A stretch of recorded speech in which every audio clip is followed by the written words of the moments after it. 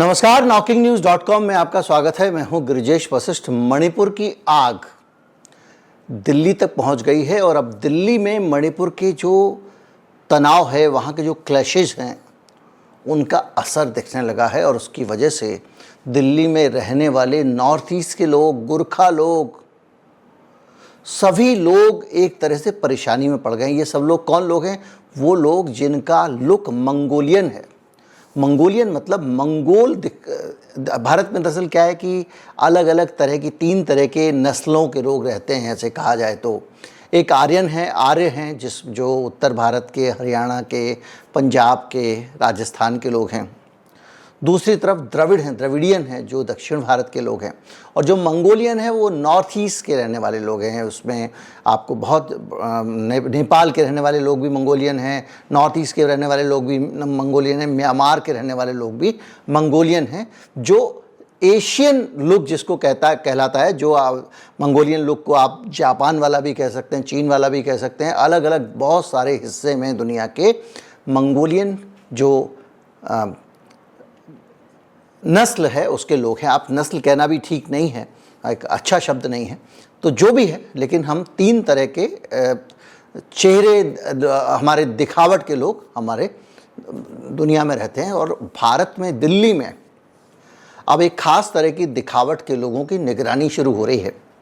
इसके कारण पूरा नॉर्थ ईस्ट और गोरखा और जितने भी लोग हैं, उन सब लोगों के बीच में चिंता है, गुस्सा है।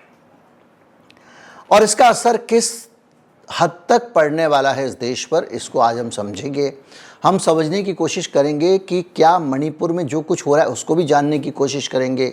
वहाँ पे क्या हो रहा है, वातावरण कैसा चल रहा है, उसको समझने की कोशिश करेंगे। और हिजम राजेन हमारे साथ हैं, हमारे एक्सपर्ट हैं, आप जानते हैं, जिनके साथ में अक्सर बात करते रहते हैं। बहुत ईमानदार, न्यूट्रल आदमी हैं और वो नॉर्थ ईस्ट के बारे में अच्छी समझ भी रखते हैं और जानकारी भी रखते हैं। सीधे उनके पास चलते हैं।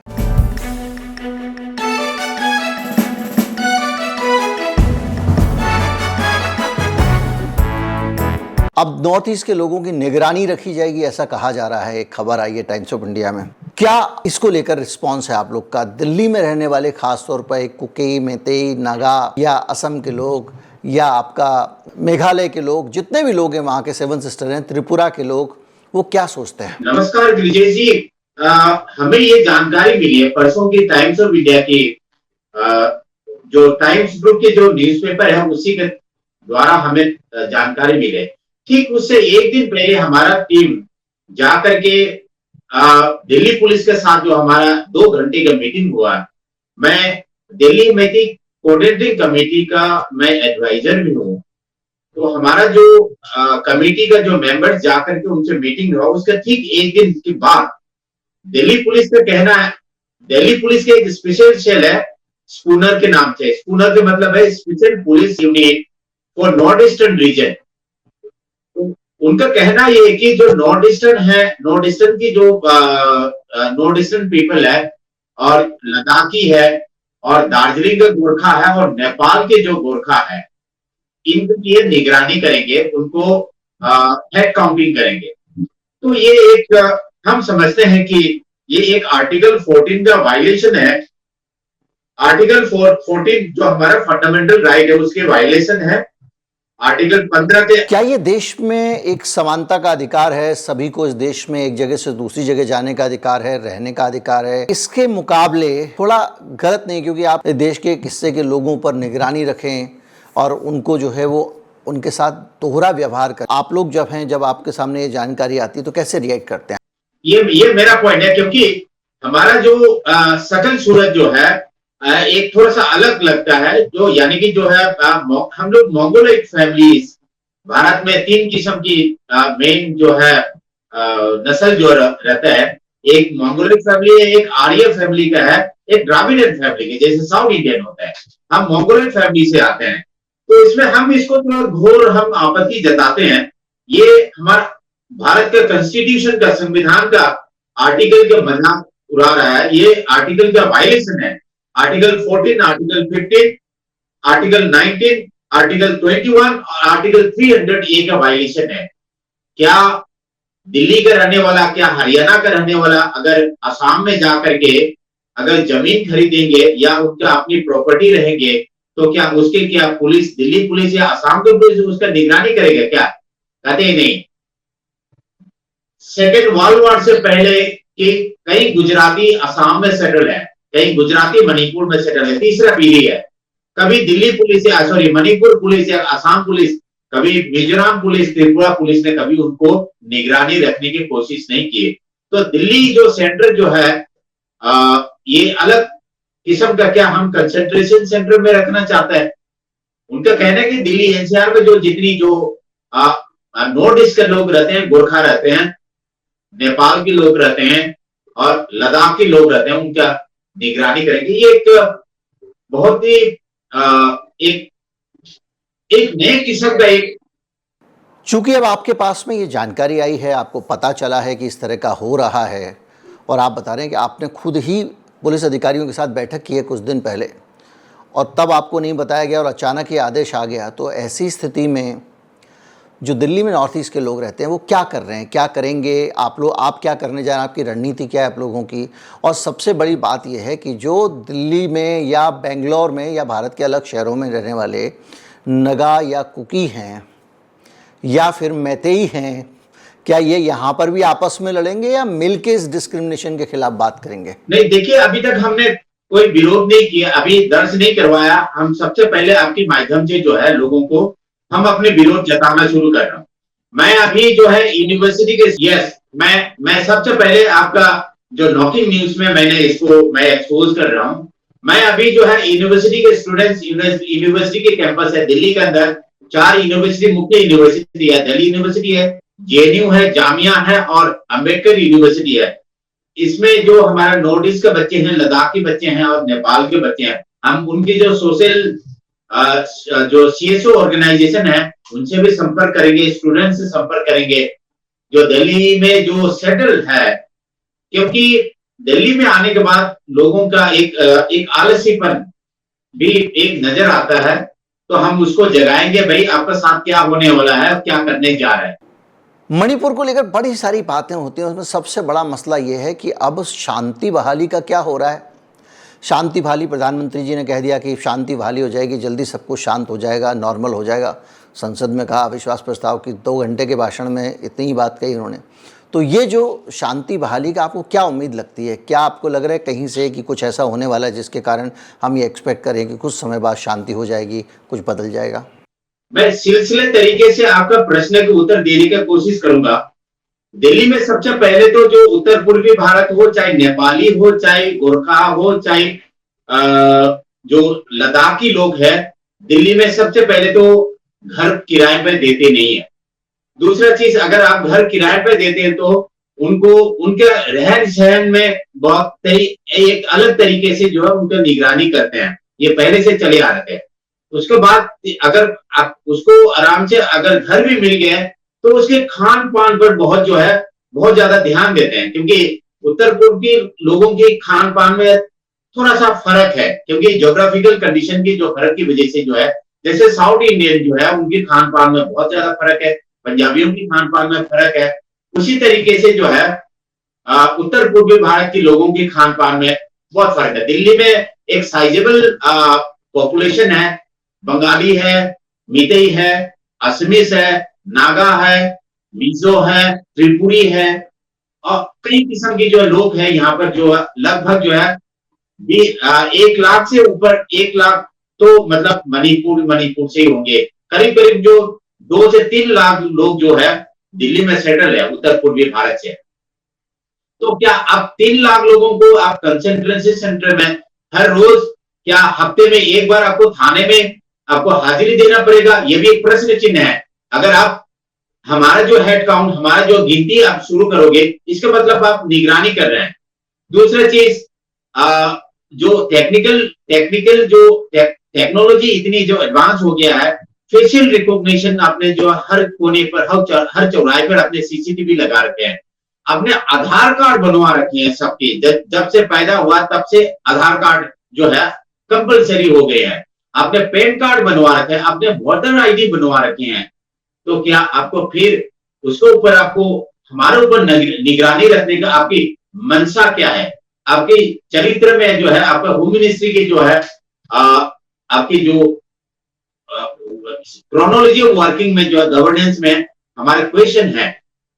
दूसरा, आपने ये प्रश्न पूछा था कि क्या आर्टिकल जो आप लोग मिल करके इसकी बारे में आप लड़ोगे? यस, इस कदम से जो मुझे ऐसे लगता है, कुकी और मैतेई जो नॉर्थ ईस्ट में, मणिपुर में जो अभी तनाव जो चल रहा है, इसमें काफी हद तक शांति लाने का एक प्रयास, एक सफल कदम हो सकता है। एक चीज और देखने में आ रही है मणिपुर में, केंद्र सरकार का रवैया अब एक एम्पायर का ना होकर एक फैन का हो गया है। अब वो कहीं ना कहीं उनके जो विचार हैं, उनके जो बयान हैं, वो उन बातों से मेल खा रहे हैं जो मणिपुर में मैतेई समुदाय के लोग कर रहे हैं। मैतेई आरोप लगाते हैं घुसपैठ हो रही है। जो नगा विधायक हैं वहाँ के, वो कहते रह जाते हैं कि भाई आप ये इस बयान को सुधारिए, ऐसी कोई घुसपैठ की बात नहीं है। लेकिन चूंकि मैतेई मानते हैं, सरकार ने इसको कहना शुरू कर दिया। इसी तरह से और भी बहुत सारी बातें हो रही हैं, जैसे एक हिल गवर्निंग काउंसिल की बात है वहाँ पे, उसके लिए भी केंद्र इनकार कर चुका है। कहीं ना कहीं विदेशी घुसपैठ का मसला, चीन के इंटरवेंशन का मसला, ऐसी बातें कही जा रही हैं। तो आपको लगता है कि इसके कारण कुछ सुधार आ पाएगा? क्योंकि जब किसी राज्य में आप ये सब करते हैं तो एक अविश्वास का वातावरण बनता है। जब सरकार किसी एक तरफ की बातें करने लगेगी तो दूसरी तरफ का व्यक्ति बातचीत की टेबल पे सहज होकर कैसे आएगा, कैसे आराम से आएगा? आपको क्या लगता है कि ये इससे, इस रणनीति से कुछ फायदा होगा या केवल बीजेपी को गेन होगा, देश को नहीं होगा? इसमें होम मिनिस्टर, जो दिल्ली का होम मिनिस्टर है, उसका काफी जो योगदान होना चाहिए था। मणिपुर सरकार को, मणिपुर गवर्नमेंट के बीरेन सिंह के पास कोई अभी एडमिनिस्ट्रेटिव पावर नहीं है, क्योंकि उसके ऊपर जो सिक्योरिटी, इस दंगाई को जो है कंट्रोल करने के लिए दिल्ली से स्पेशल सिक्योरिटी एडवाइजर मणिपुर में अपॉइंट किया गया है। तो सीधा सीधा जो होम मिनिस्टर अमित शाह के अंदर आता है मणिपुर के लॉ एंड ऑर्डर सिचुएशन। आप बोलेंगे कि जो मणिपुर में बीरेन सिंह फिर किस लिए बैठा हुआ? बीरेन सिंह जो है उनके पास कोई सिक्योरिटी का और इस वायलेंस का जो है कंट्रोल का कोई अभी मैकेनिज्म नहीं है। क्योंकि एक्चुअली क्या है कि ये जो है, मैं इसको, इस चीज को बोलना नहीं चाहिए क्योंकि ये रिलीजियस मैटर पे एक ट्विस्ट आ जाएगा। जो कुकी बहुबल एरिया जो है वो चुराचांदपुर पड़ता है और मैतेई जो है ये बिष्णुपुर, मतलब ये बॉर्डरिंग स्टेट, सॉरी डिस्ट्रिक्ट है ये। तो कुकी लोगों का कहना है कि हम जो है इसको बिष्णुपुर की तरफ जो है इसको मास उनका क्रिमेशन ग्राउंड बनाएंगे। हाँ जी, हाँ जी, हाँ जी। तो सामूहिक अंतिम संस्कार करेंगे, क्योंकि क्रिश्चियन के जो अपनी जो रीति रिवाज की, वो अपने रीति रिवाज के जो तरीके से जो है बिष्णुपुर में दफनाना चाहता है। बिष्णुपुर का मैतेई का कहना है कि भाई आप जो है चुराचांदपुर डिस्ट्रिक्ट जो है, आपके जो डोमिनेटेड एरिया है, वहां पर क्रिश्चियन के जो क्रिमिनेशन इपिट वहां पर है, आप उसको वहां पर जो है आप वहाँ कई मसले हैं। जैसे बहुत सारी चीज़ें सुनने में आ रही हैं, जैसे कि 3 महीने से जो मॉर्ग है, मॉर्चरी है वहाँ पे, हाँ जी, हाँ जी, या कहें कि पोस्टमार्टम हाउस है, वहाँ पे 3 महीने से लाशें पड़ी हुई हैं। उन लाशों का अंतिम संस्कार नहीं हो पा रहा है क्योंकि लोग इसका विरोध कर रहे हैं और वो ये कह रहे हैं कि हम इन लाशों का अंतिम संस्कार नहीं करने देंगे। ये देखा जाए तो नफ़रत की एक सबसे उच्च स्थिति है। इससे ज़्यादा नफ़रत क्या हो सकती है कि, तो अब ये मसला जो है, हाँ जी, हाँ जी, नफ़रत है वो तो है, इस नफ़रत के बीच में आपको क्या लगता है कि अब वहाँ पर कोई शांति का रास्ता निकलेगा? क्या कोई बीच का रास्ता निकल सकता है? क्या ये जो बॉडी है ये वैसे ही रहेंगी? इस तरह की नफ़रती चीज़ें ऐसी ही होती रहेंगी? हथियार कभी वापस नहीं आएंगे? क्या कहना है आपका? जी, ये बहुत शर्मनाक, एक कम से कम आप आदमी का जान चले गए, उसकी आत्मा निकल गए, उसके बाद उसका डेड बॉडी को तो कम से कम उसको रेस्पेक्ट करना चाहिए। अगर हम भारत में, अगर पाकिस्तान के भी अगर सोल्जर पकड़ा जाता है, मर जाता है, तो उसको आखिरी इज्जत के साथ उसकी लास्ट सेरेमनी के साथ जो है हैंड ओवर करता है। लेकिन मणिपुर का जो घटना जो है एक शर्मनाक, मैं एक मीटिंग होने के नाते भी ऐसे नहीं होना चाहिए। मैं अपील करना चाहूंगा कि इतना क्रूरता नहीं होना चाहिए। जब ये बात होती है कि अंतिम संस्कार नहीं करने देंगे, तो क्या इसमें, क्योंकि ज़्यादातर कुकी जो हैं वो ईसाई हैं और उनको दफनाया जाता है, तो क्या यहाँ पर कोई धार्मिक नफरत का मसला भी है कि भाई हम आपको दफनाने नहीं देंगे अपने इलाके में, या कुछ इस तरह की बातें भी हैं, या ये सीधे सीधे दो एक जातीय संघर्ष या कुछ उस तरह का तनाव कहें उसका मसला है? देखिए, ये 90 दिन से ऊपर हो गए। आज 91, 92, 93 दिन हो चुका है। हॉस्पिटल के मॉर्ग में है, मॉर्चुरी में है, शव गृह में है। तो ये एक उनके साथ एक अन्याय है। ये भारत का एक नागरिक का एक डेड बॉडी है, एक उसके साथ ऐसे नहीं होना चाहिए था। जो ये वेरी अनफॉर्चुनेट है। अभी भूमि मिनिस्टर ने मेरे को इंस्ट्रक्शन दिया है, आप जो है मेरे एरिया में आपको इनका विरल नहीं होगा करके। क्या ये बीजेपी की एक अलग तरह की सोशल इंजीनियरिंग है, जिसमें आप बहुमत किए लोगों को अपने साथ कर लो, बाकी सब लोगों को छोड़ दो? अब वहाँ पर सीटें ज़्यादा हैं मैतेई की आबादी भी ज़्यादा है, तो सब लोग मुख्यमंत्री वीरेन को हटाना चाह रहे हैं, तो सब लोग उनको हटाएं। उससे अच्छा ये है कि भाई आधी आबादी को जो है वो भाड़ में जाने दो, उनको आपस में लड़ा लेंगे नगा कुकी को, और कम से कम अपनी सरकार तो बनी रहे ना। बहुमत मैतेई अगर हमारे साथ आता है तो इतना काफ़ी है। तो क्या ये वजह है कि सरकार जो है वो बचाने के लिए भारतीय जनता पार्टी एक तरफ का रास्ता अपना रही है? देखिए जी, आप जानते हैं उनका क्रोनोलॉजी ऑफ गवर्नेंस, उनका शासन किस तरीके से। आप काफी सीनियर पत्रकार हैं, आपने देखा होगा अमित शाह और नरेंद्र मोदी जी का जो राजनीतिक तौर तरीका जो है, तो आपका कहना जो है मैं गलत नहीं बोलूंगा कि एक तरफा या उस तरीके के जो है हमें कुछ नजर आ रहा है। तो ये एक राजा को या एक शासक को बराबर की नजर देखना चाहिए था, लेकिन दुर्भाग्य ये कई लोगों से जो है एक नैरेटिव जो है बिल्डअप या मैन्युफैक्चरिंग हो रहा है, एक नैरेटिव मैन्युफैक्चरिंग हो रहा है कि इस चीज को जो है अलग फैब्रिकेट करने का। तो आपको आपने एक इंटरव्यू दिया होगा असम का चीफ मिनिस्टर हेमंत बिश्व शर्मा का। उनका कहना है कि मुसलमानों का वोट नहीं चाहिए। आप इस चीज को समझ रहे होंगे। तो मणिपुर में जो 10 जो एमएलए जो होंगे, तो बाकी जो 10 एमएलए होंगे, तो आप इलेक्शन आते आते जो है उसको किसी तरीके से जो मनाएंगे, लेकिन मेरे वोट तो इंटैक्ट हो चुका होंगे। ये है अमित शाह और नरेंद्र मोदी जी का क्रोनोलॉजी ऑफ गवर्नेंस।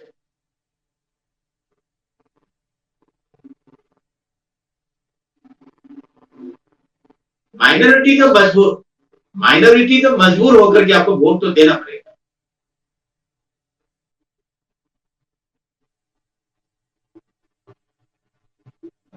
हाँ, मैती का वोट तो कंफर्म है, कन्फाइन हो चुका है, कंसोलिडेट है। माना मैतेई अंतिम संस्कार नहीं होने दे रहे हैं, लेकिन कुकी लोगों की ऐसी जिद क्यों है कि वो विष्णुपुर में ही अंतिम संस्कार करेंगे? वो अपने शव चूड़ा चांदपुर क्यों नहीं ले आते हैं? वहाँ सामूहिक अंतिम संस्कार क्यों नहीं कर देते हैं? वो मैतेई इलाके में क्यों करना चाहते हैं? क्या इसके पीछे भी कोई राजनीति है?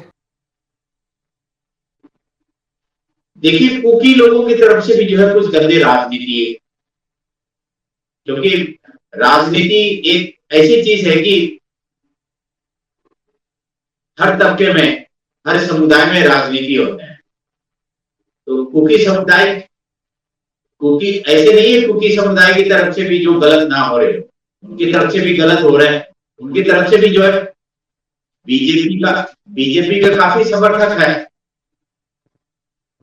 तो वो भी अपनी अपनी खेचरी पकाने के लिए इस तरीके का इस तरीके का जो गंदे चाल, गंदे हरकत जो है, उन 100 के साथ एक बेइज्जती, एक राजनीति, जो राजनेता जो गंदे हरकत जो कर रहे हैं, शर्मनाक है। देखिए, इम्फाल शहर से अराउंड सराउंडिंग जो है 40-50 किलोमीटर तो शांति बहाल होने लग गए हैं। और दूसरी चीज, जो दिल्ली में बैठे हो चाहे बेंगलोर में बैठे हो, उनके जो इंटेलेक्चुअल है, कुकी इंटेलेक्चुअल है, मीठे इंटेलेक्चुअल है, वो तो जख्म होगा नहीं, उनकी जान तो जाएगा नहीं। जो जो बेचारे जो इमोशन में जो, हाँ, तो उनकी उनकी जान जाता है। दिल्ली में दिल्ली में जो कुकी जो लीडर्स हैं, इनके तो जान जाएगा नहीं, क्योंकि वो इधर से जो है, वो जो इनके जो सुनियोजित तरीके से जो तो दिल्ली में और बेंगलोर में जो मेट्रोपॉलिटन सिटी में रह करके जो उनको जो इंस्ट्रक्शन जो देते हैं, उनको तो कोई नुकसान नहीं है। जो इमोशनली जो ग्राउंड पे जो जो लड़ रहे हैं, उनकी जान जाते हैं, चाहे बेटे समुदाय से हो चाहे कुकी समुदाय से हो। आपकी बात सही है कि जो लड़ाने वाले हैं ना, उनको कोई फर्क नहीं पड़ता, आराम से मलाई खाते हैं, उनके बच्चे विदेशों में पढ़ते हैं, वो राजधानी दिल्ली में बैठे हुए हैं, और जो जोशीले नौजवान वहाँ आगे बढ़ बढ़ के लड़ रहे हैं, उन्हीं की जानें जा रही हैं, वही दूसरों की जान ले रहे हैं। तो ऐसी स्थिति में ये लोग जो दिल्ली में बैठे हुए लोग हैं, जाहिर बात है कि शवों के अंतिम संस्कार पे भी उनको क्या फ़र्क पड़ेगा, वो राजनीति कर लेंगे। ऐसे लगता है कि सरकार जो ये समझ रहे कि ये आपस में लड़के थक के, हाँ, अपने अब जो सरेंडर करेगा, क्योंकि आप कितने लोगों को, किसको, एक दूसरे को मारने से लोग भी ऐसे नहीं है, लोग ये समझ नहीं रहा, बंदूक से कोई हल नहीं आता है, सब लोग समझते हैं, लेकिन अपने बचाव में एक दूसरे को जो है भड़काऊ, जो जो कॉन्स्पिरेसी और या प्रोवोकेशन होता है, उसकी वजह से जो है, और गलत वीडियो वायरल होते हैं, चाहे प्रोवोकेटिव इंस्टिगेट जो करते हैं, उसकी वजह से जो है, चाहे या अफवाह की वजह से जो है, ये जो वायलेंस जो है या फायरिंग हो, या तो अपने दिमाग का, अपने विवेक का अगर इस्तेमाल होता, अपनी मस्तिष्क का इस्तेमाल किया होता, तो ऐसे नहीं होना था, पर हो चुका है। पर कई संगठन जो है, इसको शांति के टेबल पर लाने के लिए मैं स्वयं जो है गांधी पीस फाउंडेशन के साथ कोऑर्डिनेशन कर रहा हूं कि कुकी लोग भी आए, नागा भी आए और मीडिया लोग भी आए। ये तीन जो मेन स्टेक होल्डर जो है, टेबल पे आमने सामने बैठ करके एक शांति वार्ता शुरू किया जाए। अभी हमने गांधी पीस फाउंडेशन से आग्रह किया और उन्होंने, गांधी पीस फाउंडेशन के प्रेसिडेंट ने बहुत अच्छी तरीके से चुना। हम एक ओपन कन्वेंशन भी करने जा रहे हैं दिल्ली में गांधी पीस फाउंडेशन के अंदर, ताकि जो है अपने मन के जो अंदर जो छुपा हुआ जो जो जो जो भ्रास जो है निकाले, ताकि जो है एक मध्यस्थता कर पाने में जो है सॉल्यूशन निकल पाए। हमने कई हर संगठन से अपील किया।